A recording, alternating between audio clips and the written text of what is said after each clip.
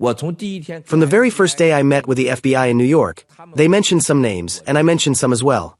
When I brought up Bruno Wu, the FBI agents laughed and said, "Mr. Miles, could you mention someone we're less familiar with? He's a small player." At the time, I told them, "Mark my words. One day you'll pay for saying that." This was back in 2018. When we met again later, they admitted I was right.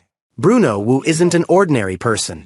Someone like Wu, who clawed his way up, fabricated a story about his grandfather saving tens of thousands of Jewish people, attended a small school in the US, and quickly married a white American woman as his first wife, obtained a green card through it, and deceived many overseas Chinese into buying insurance, despite being entangled in numerous civil lawsuits, managed to evade consequences every time.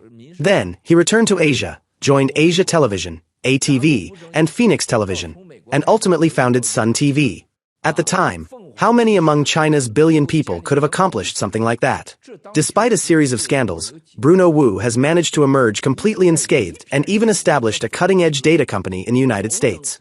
He has also gained access to the White House, entered the home of then-influential figures like Steve Bannon, and connected with individuals such as Elliot Broidy and Steve Wynn. In China, Wu has close ties with Sun Lijun, grew up with him as brothers, and with Li Dong from the Ministry of State Security, MSS. Li, the director of the Beijing Bureau, a semi-autonomous arm of the MSS, was also a childhood friend.